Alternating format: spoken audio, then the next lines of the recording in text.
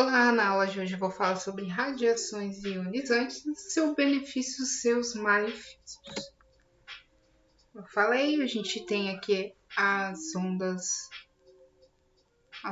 menores, a luz ultravioleta, o raio-x, o raio gama, que são ondas radiação ionizantes. Como esse processo ocorre? Como essa radiação é emitida? Temos aqui um exemplo, a fissão nuclear. Fusão nuclear também ocorre essa emissão. A gente vai ver lá na energia solar, como eu vou falar para vocês, as ondas solares. Temos aqui então um nêutron incidente. Ele vem de um átomo estável, no qual ele saiu desse núcleo e ele se chocou então com um núcleo fissionável. Esse núcleo também é estável. E o que ocorre quando esse nêutron incidente se choca com esse núcleo? Ele ocorre então a fissão desse núcleo em dois novos núcleos. Ele era um elemento e ele virou dois elementos diferentes no primeiro. E dessa forma, quando esses núcleos se separam, ele libera uma energia, que é produto dessa fissão nuclear. E utilizado também para essa energia é utilizada então para algumas usinas elétricas, para alguns equipamentos que a gente vai ver mais em frente. Esses nêutrons, como eles estão estáveis, esses átomos, como eles são estáveis, eles vão perder esses nêutrons novamente. Então, esses nêutrons incidentes podem se chocar com outros átomos que vão ocorrer de novo essa fissão nuclear, formando então um processo de reação em cadeia. Temos então aqui a diferença entre a fusão e a fissão nuclear. Os dois sempre vai ter uma liberação de um nêutron incidente que vai formar uma reação em cadeia. A diferença é que na fusão nuclear, em vez de a gente quebrar, fissionar um núcleo, formando dois núcleos novos, a gente vai unir dois núcleos novos para formar um átomo novo. Então, a gente tem um exemplo aqui. Falei para vocês, os hidrogênios têm seus próprios nomes de acordo com a sua massa, o seu número atômico. E temos aqui o deutério e o trítio. A gente é uma composição do nosso Sol. Ele possui hélio e hidrogênios no nosso Sol. Então a gente já sabe mais um pouquinho o que vai acontecer para o Sol emitir essas ondas eletromagnéticas, essas radiações ionizantes. A gente já sabe agora um pouquinho sobre ele. Por quê? No momento que esses hidrogênios eles se unem, eles vão formar o hélio, que é a maior composição do Sol. E com isso, formando esse novo átomo de hélio, na junção desses hidrogênios, a gente libera energia, assim como na fissão nuclear. E também a gente libera um nêutron. Esse nêutron é a partícula ionizante. Temos aqui, que eu falei para vocês, temos o carbono. Lembra que eu falei para vocês sobre os isótopos? Nosso carbono ele tem 3 tipos de isótopos, que é o carbono que tem 12, carbono 13 e carbono 14. E a gente utiliza muito para datação de fósseis, esse carbono 14. O que ele faz? No momento que ele está perdendo a massa dele, a gente tem aqui uma tabelinha, esse gráfico. No momento que a gente tem esse gráfico, a gente vê que ele está perdendo a sua massa de acordo com esse tempo, durante o tempo. Então, se ele está perdendo a massa, tá? Até ele não existir mais. Então, no momento, ele estava em 100% num certo tempo. Quando ele chegou a 5.730 anos, ele estava na metade da sua matéria já, esse carbono 14, da sua massa. Tá? Que a massa é o número de nêutrons mais o número de prótons.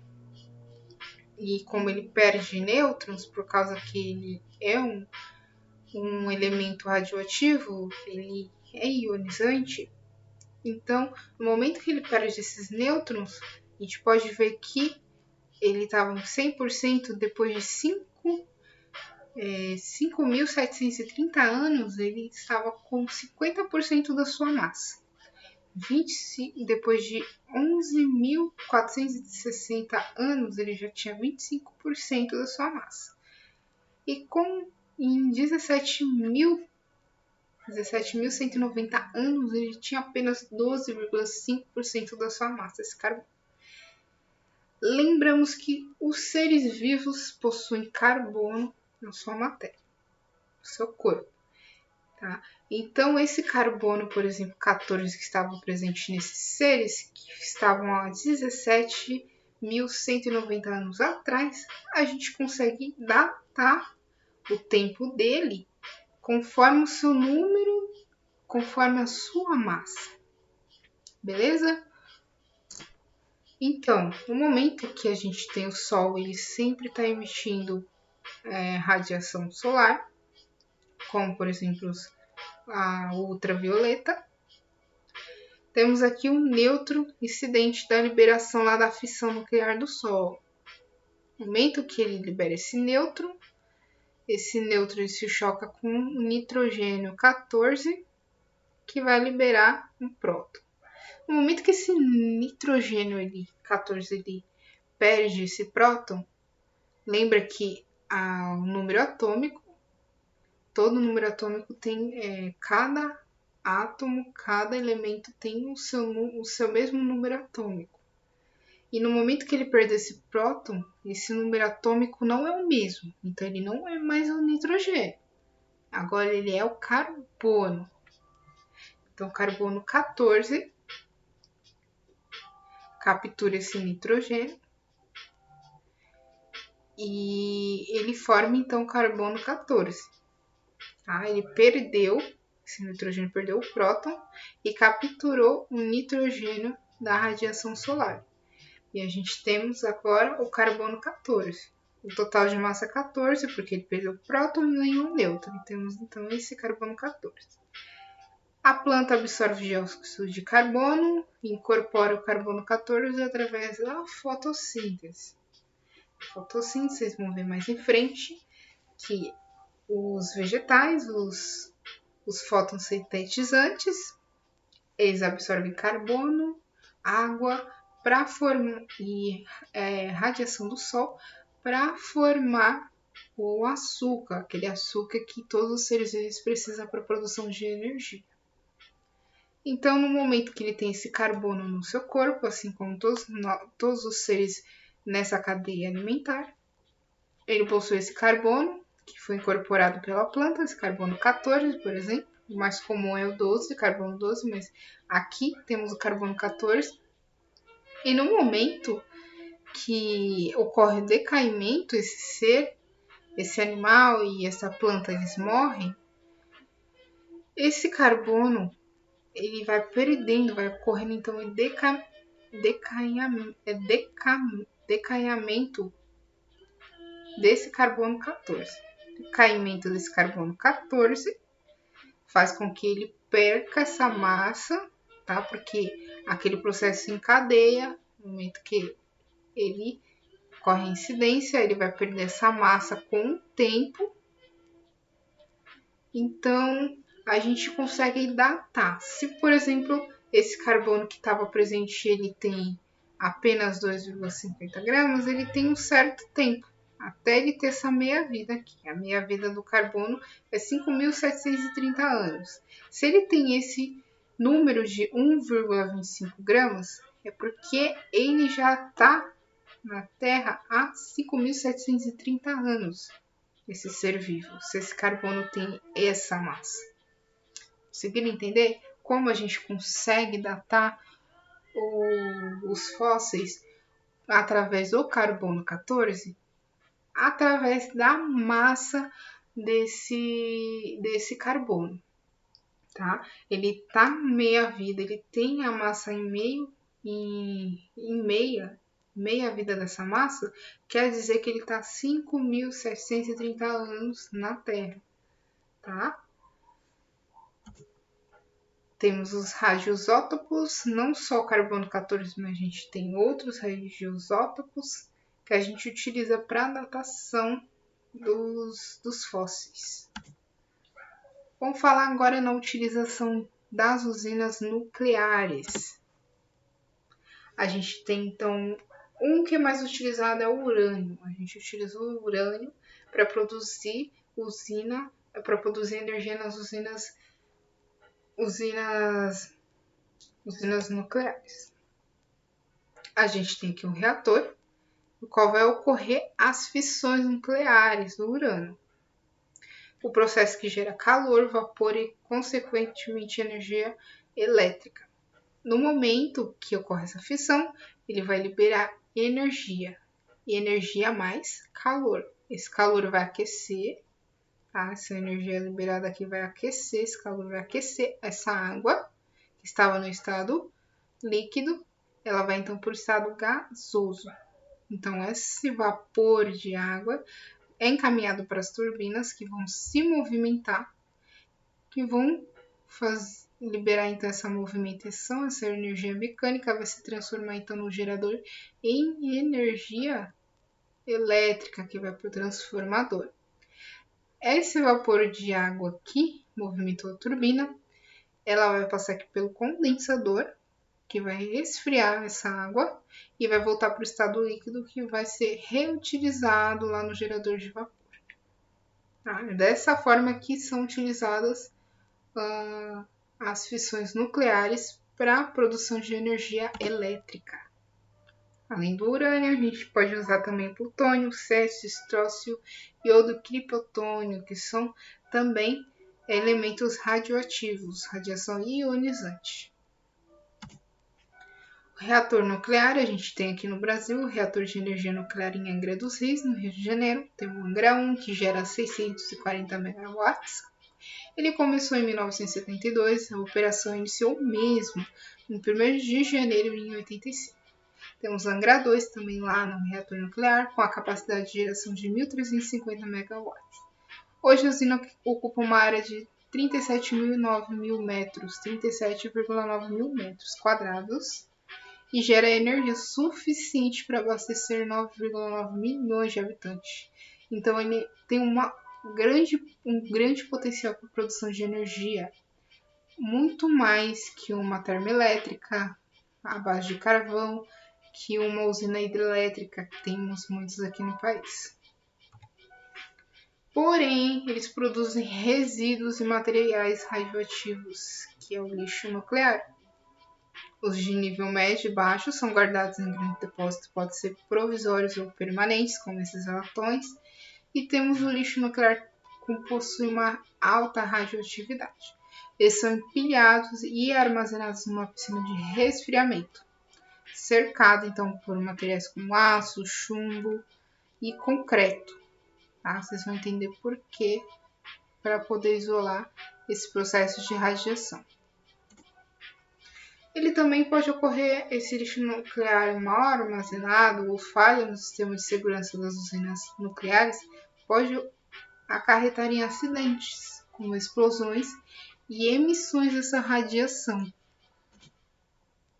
Temos o caso de Chernobyl, locais que foram atingidos pela poluição nuclear e são impróprias para habitação, sendo que esses resíduos podem levar de 5 a 10 décadas para se dissipar.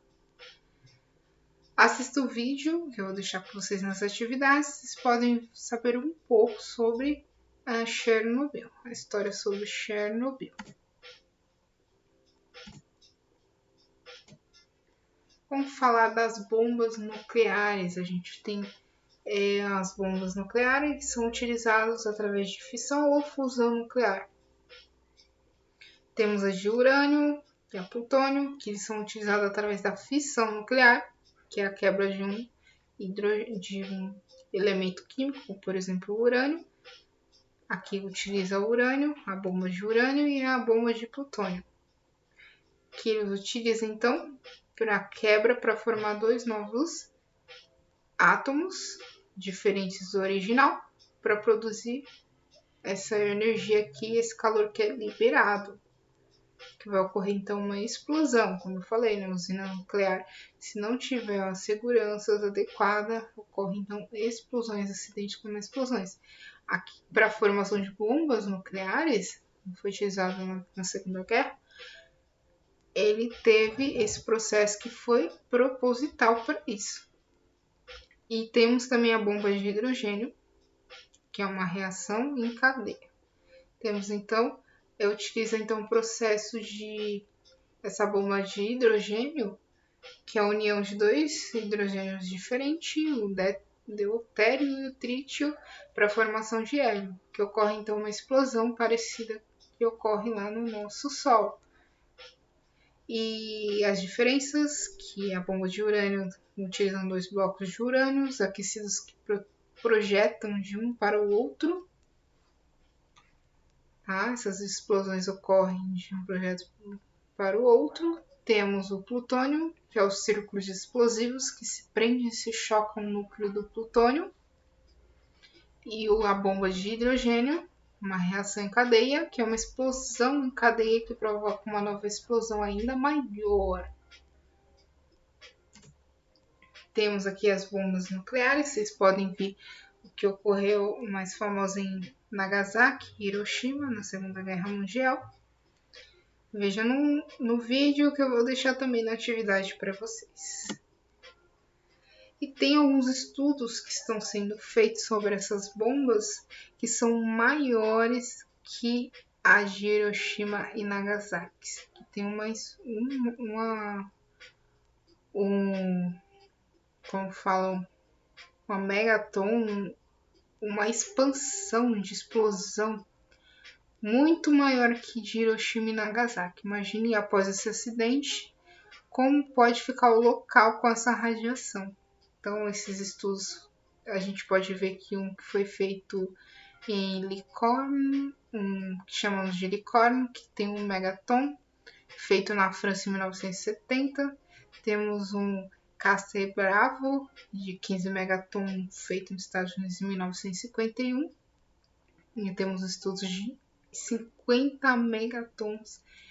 Uma Tsar Bomb, feita na Rússia, um experimento feito na Rússia em 1961 e 61, que tem essa capacidade de explosão, tá?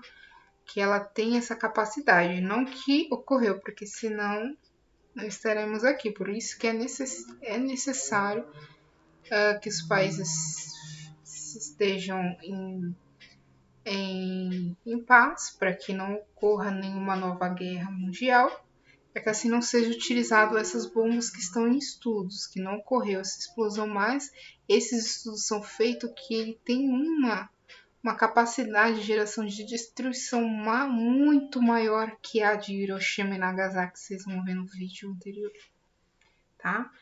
É um dos piores malefícios utilizados com a fissão e a fusão nuclear, com a radioatividade dos materiais. E vamos falar então na saúde, utilizado na saúde. A gente tem aqui a miopia, que é uma deficiência visual que atrapalha a qualidade de visão para objetos como a focar de uma longa distância. Temos a visão normal, a imagem é formada pela retina, a gente tem aqui a córnea, tem o cristalino, tem a pupila, o íris e no momento que a gente tem um objeto e o sol tem uma incidência de sol sobre um objeto, a gente consegue visualizar. E aqui a imagem é projetada aqui na retina. As pessoas com visões normal conseguem ver os objetos próximos ou distantes com clareza, ao contrário de quem tem uma visão míope. A imagem é formada aqui na retina Porém, as pessoas não podem ver claramente o objeto próximo, mas eles conseguem ver claramente o objeto próximo, mas não conseguem focar no objeto. Isso que fica meio embaçado, porque como aqui ele não tá nessa posição aqui da retina. Ele tá mais para frente essa imagem que foi formada. Então, há correções para isso, tá? Tipo óculos, lentes de contato e até cirurgia refrativa. Temos aqui a cirurgia laser, que pode ser feito para correção desse problema de miopia.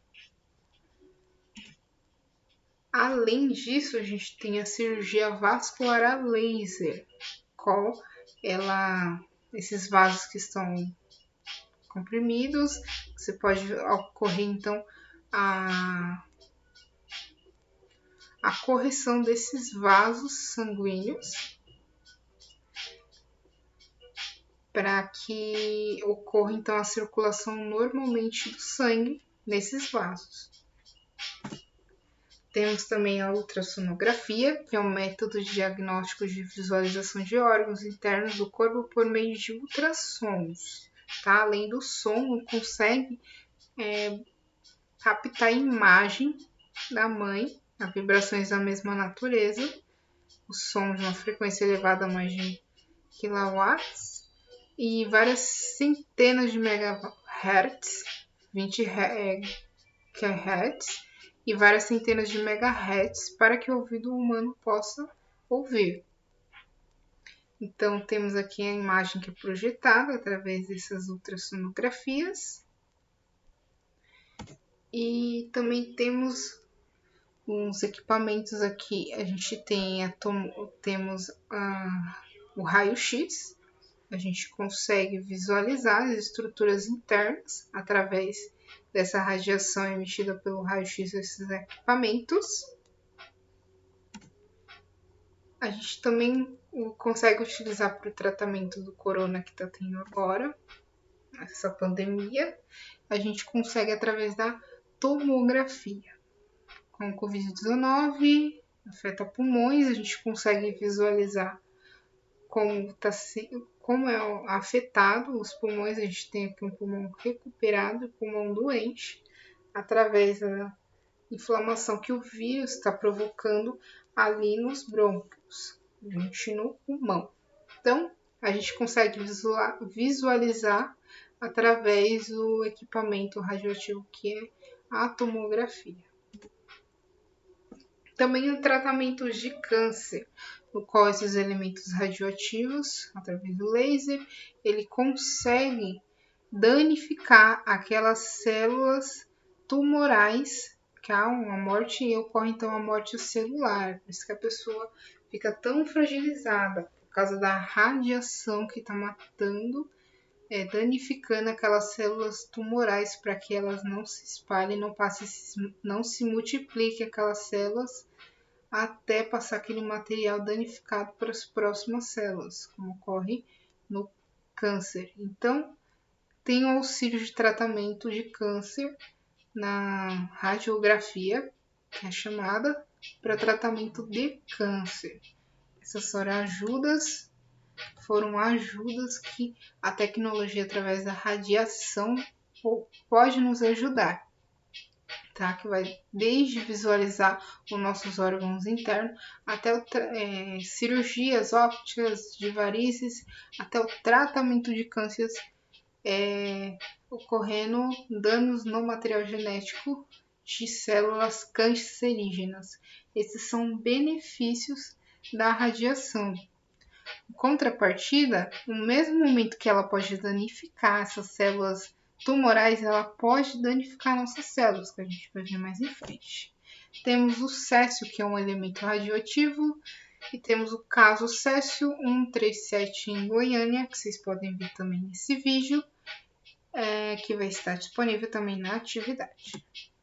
Então, como a gente sabe, o elemento radioativo ele é instável, além de partículas de nêutron, ele emite também ondas eletromagnéticas, como raio-x, raio gama, e partículas betas e partículas alfas.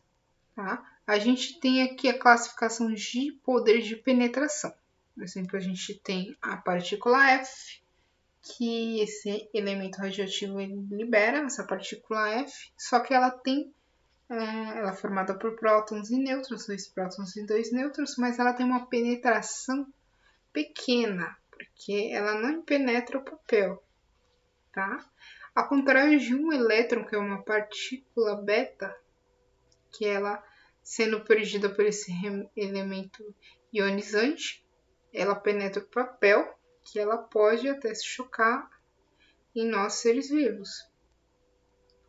Temos então, com uma alta penetração, que é o raio-x e o raio gama de elementos radioativos, que ele penetra papel, penetra o nosso corpo. Por isso que a gente consegue ver no raio-x, na tomografia, visualizar nossos órgãos internos, por causa dessa penetração desses raios, desses elementos radioativos. Ele penetra, mas ele não penetra um aço, por isso que nesses ambientes, as pessoas de radiografia, tomografia, eles ficam presentes em locais com aços, porque não penetra, mas eles podem ter alguma penetração, como o raio, as partículas betas, mas esse raio-x é barrado por esse raio. Contrário aos raios gamas, que é mais ionizante ainda, tem uma alta penetração, que ele passa por esse aço, penetra até aço, mas é barrado pelo concreto, tá? Por isso que eu falei que tem os lixos nucleares, que utiliza aço, utiliza concreto, e tem os que precisam até de chumbo, que vamos ver aqui, que são as partículas de nêutron, porque ele consegue até mediano penetrar sobre o concreto, por isso que é necessário chumbo para alguns lixos nucleares, por causa dessas partículas de nêutron que tem um alto grau de penetração. E com isso as radiações, vamos entender por que as radiações, o perigo da exposição à radiação. Tá? A gente viu as vantagens, a gente viu algumas vantagens, os benefícios, mas temos também os malefícios, que a exposição à radiação acarreta em risco à saúde associados à exposição prolongada a um baixo nível, como câncer, até a mutação do nosso material genético, o DNA. Aqueles de exposição curta a alto nível causam queimaduras e náuseas. Pode causar também esse baixo nível problemas na tireoide, absorve iodo 131, que é radioativo, com meia-vida de 8 dias, alto risco de tumores, especialmente em crianças. A exposição pode causar também problemas na hemácias, que causam então a baixa contagem de plaquetas, de sangramentos e causam sangramentos espontâneos. Problemas também em pulmões, como inflamações e fibroses, sangramentos em estômagos, também intestino delgado, e problemas na medula óssea, queda de até 50% dos glóbulos brancos em apenas 48 horas. Cresce o risco de infecções quem for exposto à radiação em exposição e efeitos prolongados. E com isso a gente pode levar também ao câncer e à mutação, porque a gente viu que a radiação pode alterar nosso material genético, ocasionando mutações no nosso material genético, ocasionando também câncer e até levando à morte do indivíduo. Espero que vocês assistam os vídeos que eu indiquei lá na atividade e tenham gostado do vídeo. Ficando por aqui, até mais. Tchau, tchau.